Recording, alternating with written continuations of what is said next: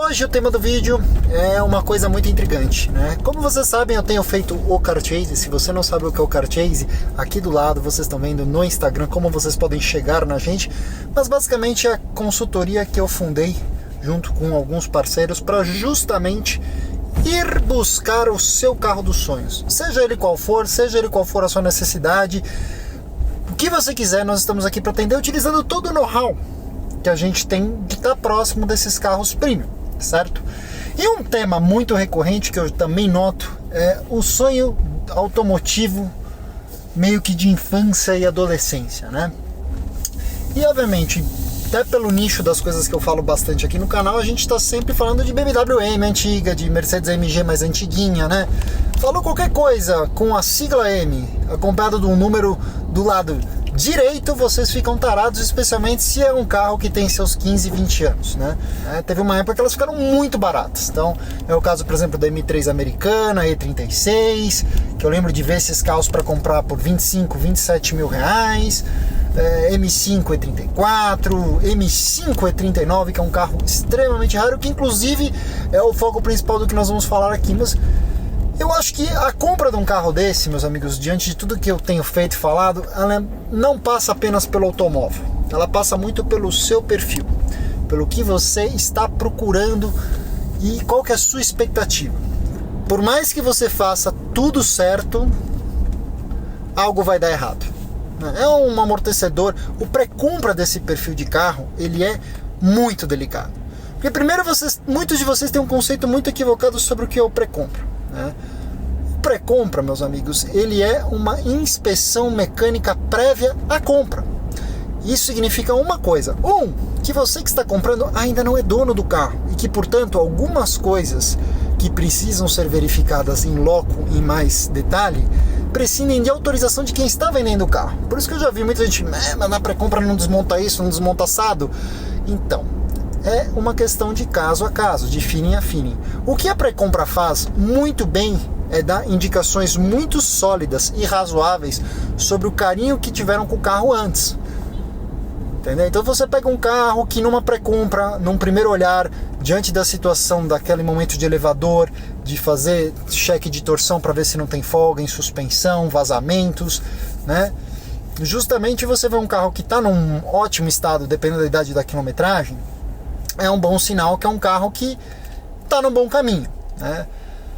Mas o pré-compra não é garantia que o carro não vai ter outros problemas mecânicos, o pré-compra não é garantia que o carro em si não possa ter alguma coisa lá dentro dele. E é esse o risco de comprar um Youngtimer. Obviamente, esses carros se tornaram desejáveis nos últimos tempos, as pessoas estão pagando muito dinheiro nesses carros para tê-los, seja por coleção, seja por um desejo antigo. A mesma coisa do Gol GTI, do Gol GTS, do Escort XR3, dos Opalas nacionais, os clássicos nacionais. Só que a ordem de grandezas é muito pior, porque a tecnologia embarcada, a engenharia automotiva por trás desses carros é muito elevada. Mas dei uma baita volta, uma baita explicação para contar um pouco do caso dessa M5 E39. A essa altura que a gente está gravando, tá uma coisa meio louca, estou botando os inserts para vocês, mas a história é o seguinte, né? Eu sempre falo que o cara que tem um produto desse na mão e que garante o produto, ele é um cara que não tem medo, né? A história dessa E39 que vocês estão vendo aí é um carro que eu conheço a procedência, eu sei de onde ela veio. Não vou ficar aqui falando, ele é o peça de museu em excelente estado. Não vou falar isso, não é isso que eu estou falando. Era um carro que foi usado. Mas essa M5 E39 que vocês estão vendo é um carro que, assim, eu gosto de dizer que os últimos dois proprietários eram donos dela de verdade e gastaram quantias obscenas, né? Só que, assim, é um carro que estava longe de São Paulo. O carro estava lá na região do Centro-Oeste. E, obviamente, não tem como negar, o mercado bom, ele está em São Paulo. A maior quantidade de compradores, de pessoas com poder aquisitivo interessadas nesses carros está em São Paulo. Você tem outras ilhas de excelência pelo Brasil? Tem. Você tem bons compradores no Rio, Belo Horizonte, Curitiba, Porto Alegre, né? E eu vou dizer que fora desse eixo, até mesmo Porto Alegre já é um negócio delicado, porque eu não sei muito a qualidade dos prestadores de serviço, dos mecânicos que tem por lá para dar cabo. E às vezes não é que o cara é ruim de mecânica, é que, cara, esses carros demandam um know-how específico. Não é o tipo de carro que você leva para uma oficina generalista. Você precisa do cara que conhece o produto. Mas Brasília, por incrível que pareça, já na região de Goiânia, tem pessoal que manja bastante dessas BMWs M lá. Um abraço pro Rafa, que eu sei que é um cara que é um mago das M's lá na região. E eu conversando com o dono do carro, falei, cara, eu não tenho problema de oferecer essa M5 no meu off-market, mas eu preciso ter uma visão do carro. Por mais que você esteja me mandando fotos, vídeos, uma planilha de custos, de tudo que foi feito no carro, você sabe, o carro, por melhor que ele seja, ele vai ter coisa para fazer, meu. Entendeu? Ele vai ter. E é isso que eu preciso saber, porque hoje o que eu tô aprendendo fazendo o car chase, meus amigos, é o seguinte: o problema não está no estado do carro. O problema está na transparência, no acesso à informação. Esse é o grande problema de quem trabalha esse tipo de carro. Os próprios vendedores, vira e mexe, assim, eles estão no comércio. Eles não são, às vezes, entusiastas, fãs desse tipo de carro, entendeu? E aqui não. Eu, pelo menos, gosto de pensar que eu sou um profundo entusiasta, consumidor desse tipo de entorpecente automotivo. E, cara, eu sei onde o buraco aperta. Por ser dono desse perfil de carro, por saber quem são os donos e saber as histórias deles, entendeu? Então aí a gente conversou, tal, passou-se algumas semanas, a gente definiu pra cá, pra lá, ele falou, cara, eu vou te mandar o carro, tá? Vocês têm onde guardar o carro, tem seguro? Sim, tem sossegado, a gente tem onde guardar, a gente não vai ficar transitando o carro vai ficar estacionado. Idealmente a gente gostaria de submeter o carro para avaliação de um mecânico nosso, no caso a gente levou pra Pit Stop Shop, para justamente retificar tudo que foi feito no carro, entender tudo que o carro tem para fazer, pra gente poder oferecer para quem nos pergunta. E aí, aquela famosa pergunta que o cara te faz, e aí, o carro é bom? Bom é um conceito extremamente subjetivo que varia absurdamente conforme o critério de cada comprador. Aí voltamos lá no começo, na história da expectativa. Qual que é a sua expectativa na hora de comprar um carro desse? E a única maneira que você tem de lidar com essa subjetividade toda é informação. Entender de A a Z, de para-choque a para-choque, o que se passa com aquele carro. E é isso que nós estamos fazendo. Tô no caminho da Pit Stop agora, porque nós vamos mostrar um carro, esse mesmo M5, para um amigão nosso que já comprou algumas outras BMWs M's antigas conosco. E esse mesmo caso é muito intrigante, né? Porque é o que eu falo. Às vezes você tem um carro muito bom, ele tá aí na tua cidade, mas a gente passou por uma situação, pelo amor de Deus, a pessoa, se me acompanha, estiver assistindo, espero que não leve isso a mão, mas se levar também, cara, aqui fica a lição também, porque eu não sou perfeito e eu sou sempre aberto a uma conversa. A gente tinha um outro produto desse tipo, que era um carro assim, impecável, tá? Outros amigos do meio conheciam o carro, falaram, olha, o carro é muito bom, o cara gastou uma quantidade infindável de dinheiro no carro. Só que, vamos lá, qual que eram as incógnitas, né? Primeiro, o carro teve um motor feito. Tudo bem, isso não é per se algo que vai condenar o carro. A questão é quem fez. Por que fez? Fez porque estava cansado ou fez porque teve uma falha catastrófica? E aí a gente descobriu, conversando com o próprio proprietário, olha, o carro teve uma falha catastrófica de motor e eu tive que fazer. Aí beleza, e quem fez? Não, foi uma loja, foi um estabelecimento assim assado, que é muito conceituado na região. O resto foi o meu mecânico. E aí que tá, a gente começa a entrar numa minúcia assim. Imagina você que é um comprador aqui de São Paulo, certo? Interessado num carro desse, como é que você faz para testar do ponto de vista técnico? Você pode até montar num avião e ir lá para o local que tá o carro e olhar, examinar. Mas se você é o técnico, ou você vai pagar passagem para um avião, para um mecânico e ver. E detalhe, será que o mecânico vai conseguir largar tudo que ele tem que fazer para ir ver? Então as coisas começam a se complicar. E aí que fica uma primeira dica para quem tem esse perfil de carro, esse negócio bacana em cidades remotas. Cara, assim, se você não consegue vender para um amigo teu, para uma pessoa próxima que enxerga valor, que sabe o que passou com o carro, que conhece o prestador de serviço que cuida do carro, eu diria para você, cara, que é uma aventura difícil. Eu particularmente me sinto extremamente amedrontado de pegar uma situação dessa e oferecer um carro desse, porque eu sei que a coisa pode entornar muito rápido. Porque vamos supor, aí para eu saber o estado do carro, eu vou ligar para o mecânico que na verdade cuidou do carro até hoje. Seria muito esquisito se esse mesmo mecânico começasse a ser extremamente transparente, por mais que ele não esteja fazendo isso de maneira errada, de má fé. A situação é muito simples. Haverá um momento onde o cara simplesmente não vai abrir bico para falar tudo que tem de errado no carro, porque afinal de contas ele mesmo cuida do carro. Então, por esse dilema interno, você gera um próprio conflito natural. E não dá para cobrar de terceiros assim, e aí, o carro é bom, o carro é ruim, entendeu? Como é que ele fica, né? A relação dele com o cliente dele, do carro que ele cuidou. Então são tantas variáveis, o que eu digo.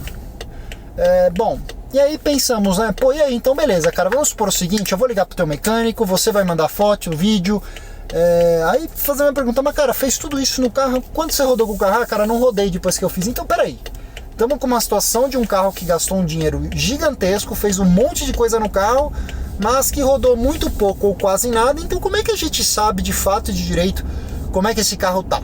Será que quando esse carro chegar por aqui não vai aparecer um problema um pouquinho mais severo? Uma situação um pouquinho mais delicada? Então começa a se tornar aquela questão, lembra do acesso à informação? De você saber de fato o que está se passando, o que vai acontecer? A coisa começa a ficar truncada. E é essa hora que eu, fazendo o que eu faço, sou obrigado a pensar com a cabeça do meu cliente. Aí a gente volta para a pergunta, bom, cliente querendo comprar o carro, você já teve esse perfil de carro? Você sabe onde o buraco aperta? Você sabe a grandeza de valores envolvidos? Entendeu? E aí, por sorte, o nosso cliente sabia, mas essas mesmas perguntas que a gente levantou aqui agora foram perguntas que foram feitas lá atrás, entendeu? E aí começa a pensar. Aí o cara falou, olha, por mais que o carro seja muito bom, eu acho que se eu encontrasse um carro, ainda que fosse um pouquinho pior, aqui em São Paulo, que eu pudesse ver, olhar, examinar, cheirar de perto, eu acho que eu estaria mais confortável, dito e feito. E aí, analogamente, temos a situação desse M5 que vocês estão vendo aí imagens. É um carro que nós fomos buscar, aliás, que o dono do carro me acompanha basicamente desde 2013 e mandou esse carro justamente para que eu pudesse fazer o cuidado do carro, ver o estado do carro e realmente comercializar o carro para uma pessoa que entenda o que é o carro. Resumo, é um carro perfeito? Não, não é. É um carro que não tem nada para fazer? Não, pelo contrário, a gente sabe que tem umas coisinhas que, cara, toda BMW M da cidade, cara, se tem uma certa quilometragem, você vai ter algum vazamentinho de óleo vindo do motor, seja tampa de válvula, seja retentor de volante de motor, seja cárter, vai aparecer, sem contar as pequenas valvulinhas que a BMW tem ali pelo motor, que tem um anéisinhos esparramados que podem vazar, um retentorzinho de câmbio, um retentorzinho de diferencial. São coisas relevantes? Não. O perigo é a famosa jaque, né? Já que abriu, o que faz, já que está com tudo aberto? Ninguém sobe a calça com a bunda suja, né? Mas o importante é isso, é ter acesso à informação. E muitas vezes, a moral da história desse vídeo é, aquilo que pode ser um sonho para você, talvez você tenha o dinheiro, tenha a condição de ter, mas talvez você não esteja com o psicológico preparado, que é ter que lidar com oficina, com reparo, com importação de peça. E muitas vezes eu falo com todo o coração pra pessoa, cara, eu vou comprar uma M3 E46 com câmbio manual, que é meu sonho, blá. Mas cara, aí você olha pra pessoa e você tem que conversar com ela e entender, você não pode ser vendedor. Esse que é o ponto. O problema do comércio de veículos hoje no Brasil, na minha humilde opinião, é que existe comércio demais, venda demais e pouca atenção no serviço, pouca atenção de médio e longo prazo, em trazer algo de excelência para quem você está atendendo, entendeu? Porque muitas vezes, assim, o cara vai dar uma volta, vai passar 2, 3 meses, o cara pode até estar feliz que o carro não deu pau nenhum. Todavia, vai ter uma hora que o primeiro problema sério, a primeira encheção de saco, a primeira peça importada errada, ou a primeira hora que o cara fizer conta, vai vir o bode, e aí o cara vai lembrar com muito carinho de quem? De você. Mas, meus amigos, eu espero que vocês tenham gostado. É um tema mais reflexivo. Nós estamos nessa altura indo de fato ver se fechamos o negócio nesta M5 E39 maravilhosa. Eu já dirigi o carro, é um carro muito interessante porque ele já fez reparo preventivo de vanos, fez troca de bronzinas a pouco mais de 1.000 e pouquinhos quilômetros, que é um problema crônico em todo o M aspirado, especialmente geração E46, E39, E60, E90, E92, E93. São carros que têm a questão do consumo um pouquinho precoce de bronzina, umas mais, outras menos. É um carro que tem uma lista, uma capivara gigantesca e mesmo assim ainda não está perfeita. Todavia, um carro encantador. Eu adoro, teria, mas eu mesmo refleti muito sobre isso. E essa é uma razão que hoje eu estou com uma E92 na garagem e não estou com uma E39 na minha garagem. As duas são V8 e acabou por aí. 2 V8, personalidades distintas. Por quê? Porque eu, no meu momento, pensei comigo, cara, acho que de carro dessa época um tá bom. Nesse caso, é o meu E46 M3, que eu amo de paixão, adoro, que não me vejo sem. Certo? Agora, 2 filhos desse nível? Não, obrigado. Meus amigos, eu espero que vocês tenham gostado desse vídeo. Se gostaram, inscrevam-se no canal, ativem a notificação no sininho, deixem um like. Quer saber mais sobre o Carchase? Siga a gente lá no Instagram, o Carchase aí do lado.